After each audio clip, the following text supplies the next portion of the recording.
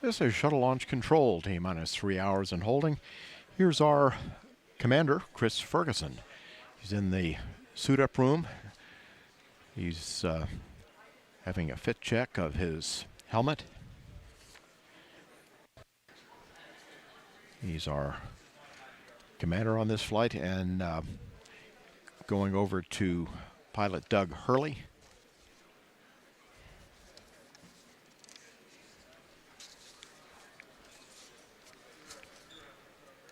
This is his second trip into space. He completed his first space flight on STS-127, and he's logged more than 376 hours in space.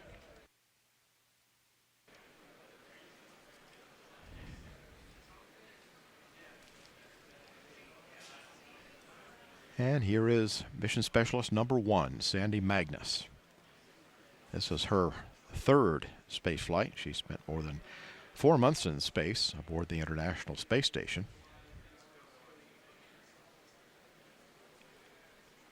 She flew on STS-112, logged 11 days in space, and then 4.5 months after being on board the space station as a member of the Expedition 18 crew.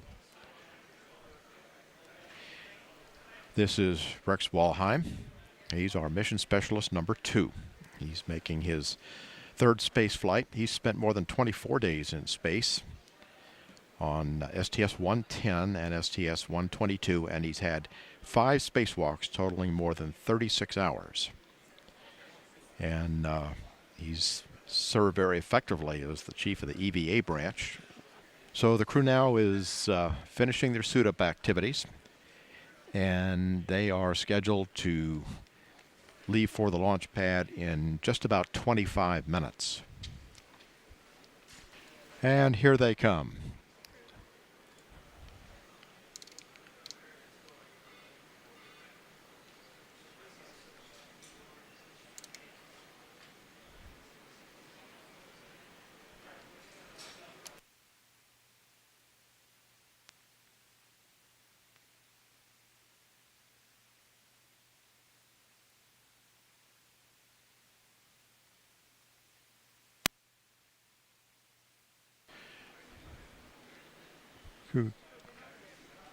Crew going down the elevator, where they'll be greeted by employees from Kennedy Space Center and members of the news media. This is the same elevator that's been used by the astronauts ever since Apollo.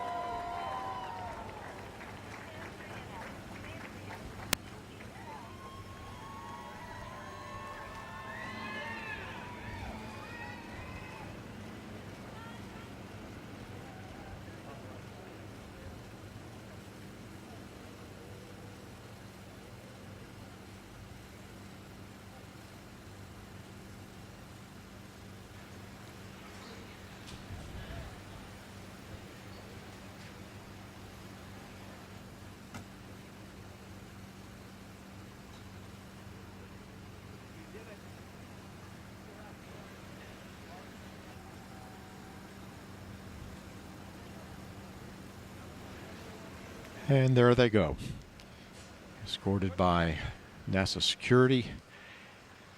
There'll also be a helicopter flying overhead.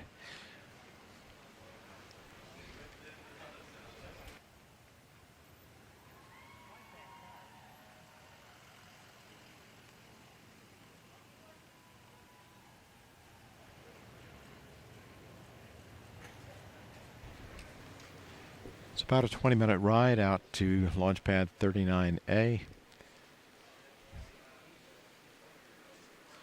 This is shuttle launch control, T-minus 2 hours, 31 minutes, 5 seconds, and counting. The flight crew is now in the white room of the orbiter access arm. Members of the closeout crew are in the white coveralls, and the astronauts, of course, are in the orange pressure suits. The closeout crew will be assisting the astronauts with their helmets and other equipment as they enter the orbiter. This is an incredibly experienced and dedicated team that gets the people on the orbiter, and Travis is in charge of the whole thing. And not only is he in charge of this one, but he's in charge of the whole closeout crew. We can see here Chris Ferguson getting put into his seat, and the folks that are helping him get into his seat there are the number 2. If you can see the number 2 on him is Randy Brezhnik. He's actually a Marine Corps colonel. He's one of our astronauts. You can see him in the one screen. And Randy is actually getting on there to help out with the communications checks and all those kind of things. But the guy running the operation is Drew Billingsley, who's number 3. And you can see him kind of climbing all over there. If you look in the view there, you can see Chris Ferguson right in front of us, and kind of behind to the right, kind of leaning over, is Randy Brezhnik, number 2, and now disappeared from sight is Drew Billingsley. He's called the flight deck crew insertion technician, the one that gets him on the upstairs. Born in Santa Monica, California, and grew up in Huntington Beach. Served in the U.S. Army. He's been in this role for a long time. He was initial suit tech in STS-86 back in 1997. What they're doing as they go through here is, as Chris gets in the seat, there's probably about 9 different connections that need to be made, both to the vehicle itself as well as within his own gear there. And as you can see, we're pretty much, as astronauts, just hanging back and letting them do it. The best thing we can do is let these professionals do their job. So you can see Chris is just concentrating on getting his hands out of the way and making sure that Drew has access to what he's working over on the right there is his liquid cooling. You've got all the straps that have to come around. It's a 5-strap harness. You have to get the parachute, which is what you're seeing there. Randy has the close one, and Drew has the far one. You get the parachute straps that are waiting for you. The parachute's already in the seat when you get in. They put those over the side, and they connect those in. You'll see a real good shot of that right here. You'll see them connected into the straps that Chris is already into, that he came in with his chest strap and everything. So that gets connected there. And they're essentially doing all these connections to make sure he's nice and snug in there and all ready to go.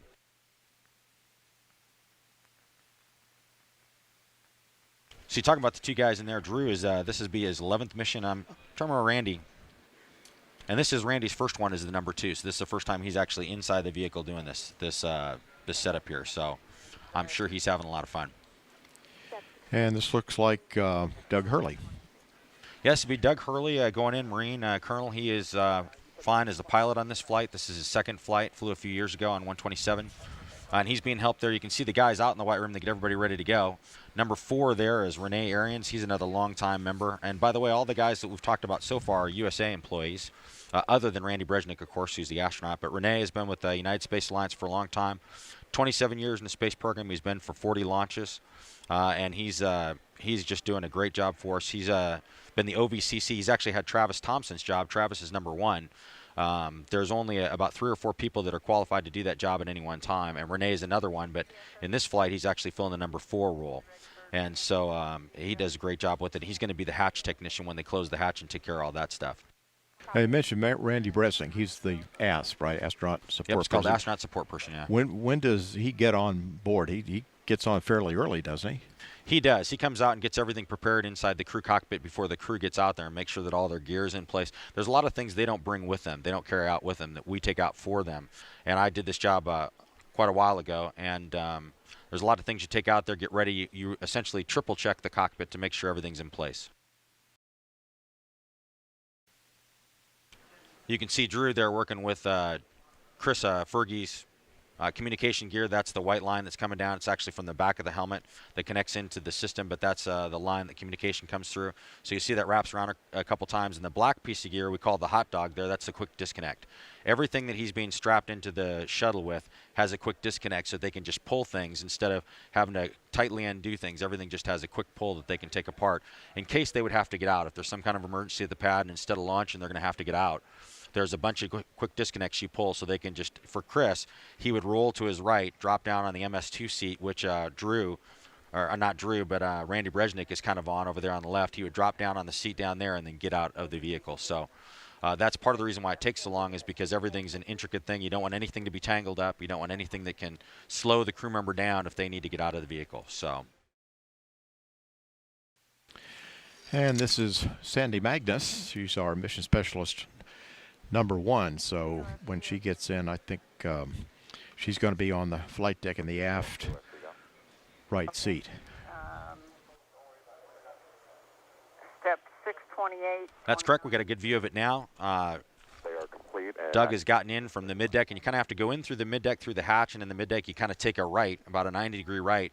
You have to go through the ladder access, which normally when you're vertical you'd be climbing the ladder. In this case you're going right, and then you actually crawl on the aft panels, and you can see that Randy's actually standing on the aft panels there as he gets folks ready to get in the vehicle. So we've got things down there that protect the aft panels. Certain place where you can stand, like if you notice, for instance, Randy's not standing on the switches. We can't stand there. But it's kind of intricate. You have to weave your way around, and so you come in the hatch, you turn to your right for about 90 degrees, go about 5 feet, you drop down to the aft panels, aft lower panels of the flight deck, and then you climb up on the Mission Specialist 2 seat, and then you have to get yourself up in the pilot or commander seat. So these are the hardest 2 seats to get into, and it's kind of a monkey bar thing. There's a grip up there that they grab with their hands, and then they put their feet up there, and oftentimes you'll see the technicians, either Drew or Randy, helping them get their feet up there and get all situated. And then the critical thing is getting yourself on the parachute correctly. You want to get yourself all the way down in the seat, as far as to the seat pan as you can, because the shoulder straps of the parachute can be quite painful if you don't get those a little bit loose. So you want to make sure you're as far down in the seat pan as possible. So you'll see a lot of adjustments here where they're pushing on them and pulling on people and getting them in the right place. And it's kind of a manhandling task. Obviously with the suit weighs a lot. It usually weighs about 50 to 60 pounds, and so they're carrying a lot of extra weight, and it's bulky, and it's hard to get where you want to go. And that's why we have so much extra help in there for these guys.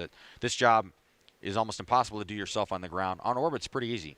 You just have to set things up, and you're floating, so it's a lot easier. You can move around a lot more readily, and the bulkiness doesn't hurt you nearly as much when you're in 0G. CMT and MT adjustment is complete. Ready for IMU platform positioning.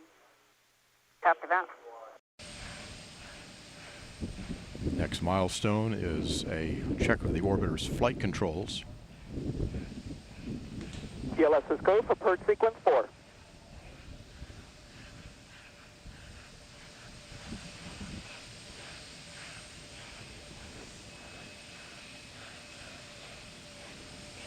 And there will be a steering check of Atlantis' 3 main engines.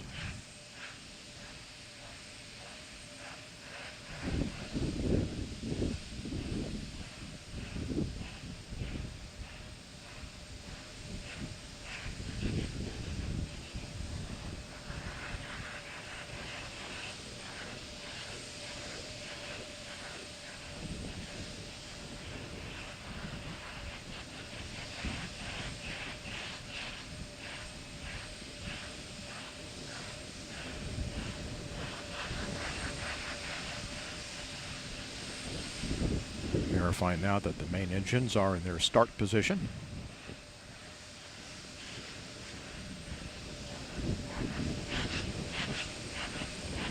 TLS is go for ET LO2 pressurization. Starting now the retraction of the gaseous oxygen vent arm, the vent hood.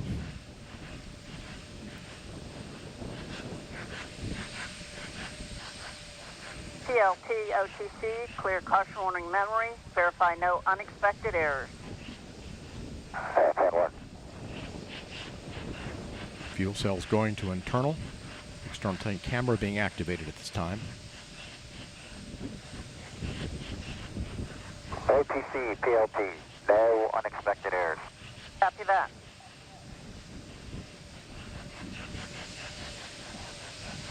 Flight crew OTC, close and lock your visors and initiate O2 flow. That's in work. T-minus 2 minutes. TLS is go for ET LH2 pressurization.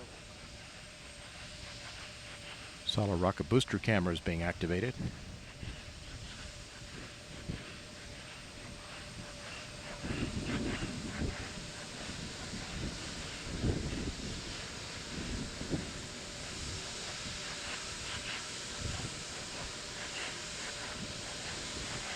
T-minus 30 seconds.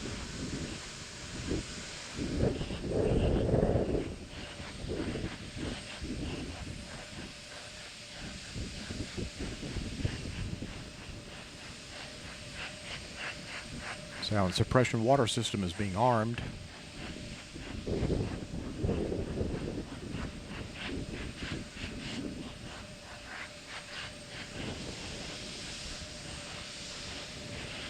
T-minus 1 minute.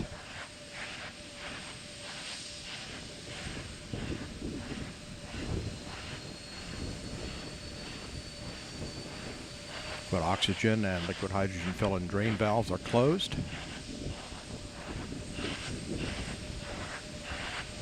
T-minus 40 seconds, handing off to Atlantis' computers at T-minus 31.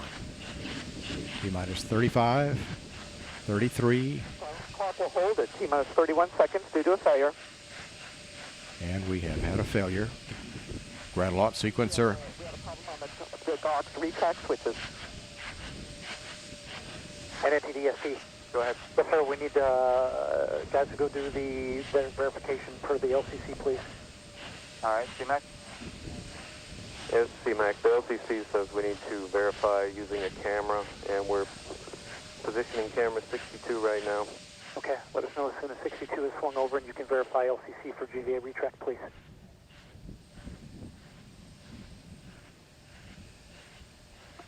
And all personnel, we're holding here at 31 seconds while we get a verification that the GVA has fully retracted per our pre-plan. This is CMAC. We verify retracted. Okay, and you can verify that it is fully retracted per the instructions that we've been that we developed, correct? That's correct.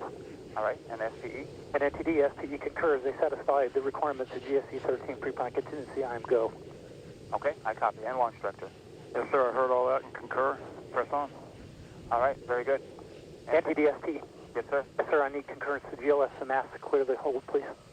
Very good. And GLS, you have concurrence? Go. Copy that. It's in work. Thank you. Let us know when that's complete.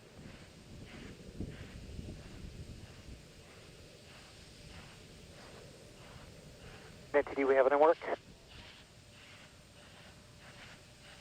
All right, guidance.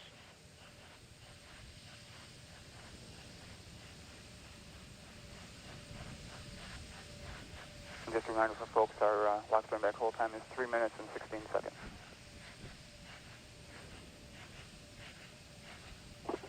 NTD, CTLS on 212. We're ready to go. All right, very good. And launch director, with that cleanup, we're going to go ahead and proceed. Yes, sir. Please do. All right, and all personnel, we are going to pick up the clock here momentarily. And GLS, you can resume the clock on your mark. Copy that. Countdown clock will resume on my mark. 3, 2, 1, mark. T-minus Go for auto sequence start. handoff to Atlantis' computers has occurred. Solid rocket booster nozzle steering check and work. 20. Firing chain is armed. 15. Go for main engine start. T-minus 10, 9, 8, 7, 6, 5. All three engines up and burning. 2, 1, 0, and liftoff. The final liftoff of Atlantis on the shoulders of the space shuttle. America will continue the dream. Program, Houston. Roger roll, Atlantis. Houston now controlling the flight of Atlantis. The space shuttle spreads its wings one final time for the start of a sentimental journey into history. 24 seconds into the flight, roll program complete. Atlantis now heads down, wings level on the proper alignment for its 8.5-minute ride to orbit. 4.5 million pounds of hardware and humans taking aim on the International Space Station. 40 seconds into the flight, the 3 liquid fuel main engines throttling back to 72% of rated performance in the bucket, reducing stress on the shuttle as it goes transonic for the final time. Engines now revving up, standing by for the throttle up call.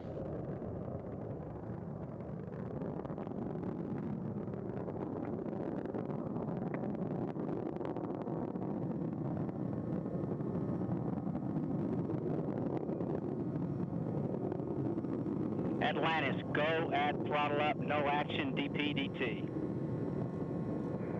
Go with throttle up, no action on DPDT. That call from Capcom Barry Wilmore, a transducer, instrumentation only, no action required.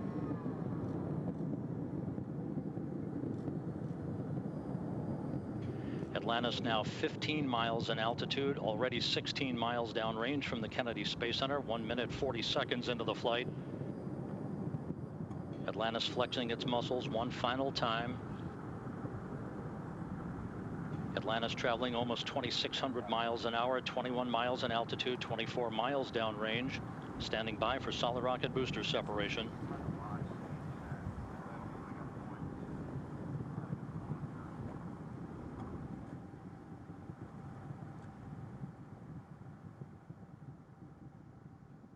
Booster officer confirms staging a good solid rocket booster separation. Guidance now converging. The main engine steering the shuttle on a pinpoint path to its preliminary orbit. 2 minutes, 20 seconds into the flight.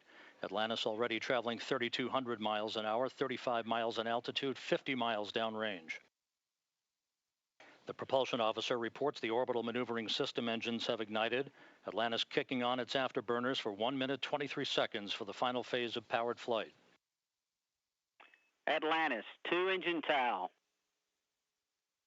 2-engine TOW. That call from Capcom. Single pane day, so in the event of contingency, you're in plane plus 230 on the ecal page. No com VIs when you're ready to copy. Okay, in plane plus 230, go ahead. Press to ATO, 10.8. Press to MECO, 14.7. Press to ATO, 10.8. Press to MECO, 14.7. That's a good read back, Atlantis. Because of the slightly late launch time, Capcom Barry Wilmore reading up to pilot Doug Hurley the updated abort boundaries for Atlantis, which is flying on the singular power of its 3 liquid fuel main engines, draining a half a ton of fuel per second from the shuttle's large fuel tank. 3.5 minutes into the flight, Atlantis traveling 4,200 miles an hour, 54 miles in altitude, already 120 miles downrange from the Kennedy Space Center. 3 good main engines, 3 good auxiliary power units, 3 good fuel cells for Atlantis.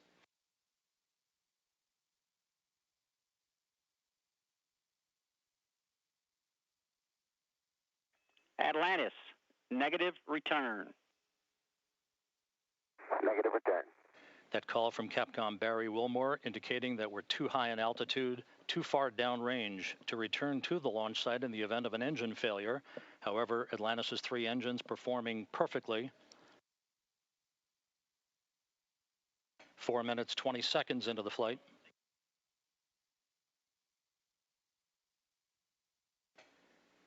Atlantis currently traveling 5,500 miles an hour, 62 miles in altitude, almost 200 miles downrange. 4 minutes of powered flight remaining. Atlantis speeding straight as an arrow toward its date with the International Space Station Sunday morning.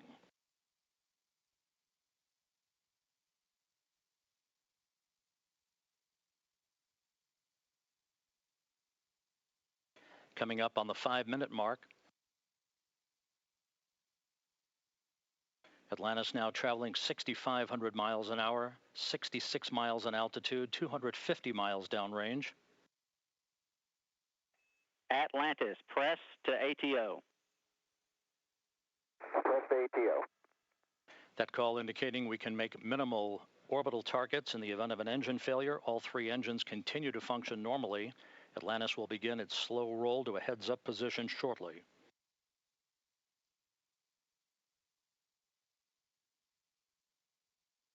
Five and a half minutes into the flight, Atlantis traveling 7,700 miles an hour, 315 miles downrange. Atlantis, single engine, ops 3.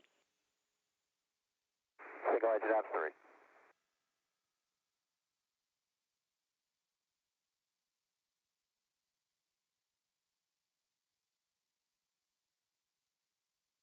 And the guidance officer here in Mission Control confirms that the computers are commanding the main engines to swivel. Engine Zaragoza, 104. Single engine Zaragoza 104. We've rolled to a heads-up position now, providing better communications to the tracking and data relay satellite system as Atlantis heads uphill. 6 minutes, 20 seconds into the flight. Atlantis, press to MECO. Press to MECO. That call indicates that we can make our normal orbital cutoff targets in the event of an engine failure. However, all 3 main engines continue to function normally. Nominal. Fergie, go the plus X, go the pitch. Nominal set down plan. Go for the plus X, go for the pitch. That call indicating that we will be in good shape for the orientation of Atlantis for external tank photography following main engine cutoff. Now 7 minutes into the flight.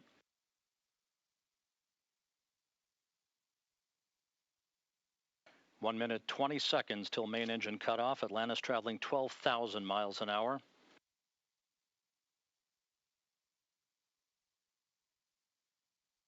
The main engines will soon be throttling down once again to limit the stress on the shuttle and its 4 crew members to that of 3 times the effective gravity.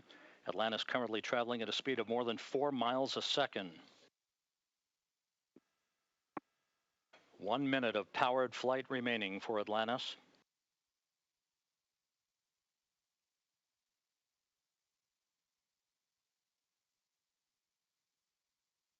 Three good main engines, 3 good auxiliary power units, 3 good fuel cells.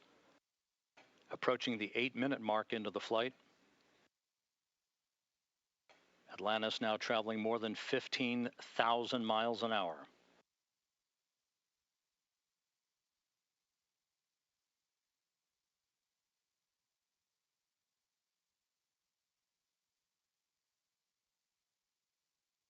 Eight minutes, 15 seconds into the flight, standing by for main engine cutoff. That'll be followed a few seconds later by the separation of the external fuel tank.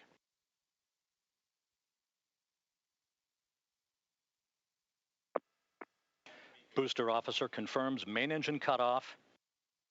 For the last time, the space shuttle's main engines have fallen silent as the shuttle slips into the final chapter of a storied 30-year adventure.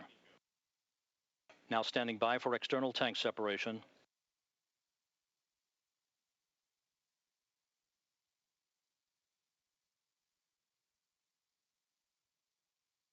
Atlantis off the tank. Commander Chris Ferguson will be maneuvering Atlantis now into an orientation to enable Sandy Magnus to capture digital still imagery of the external fuel tank as it drifts away. So OHMS 1 is not required. Your preliminary OHMS 2 TIG, 37 minutes. 37 minutes. No OHMS 1 required. Thanks.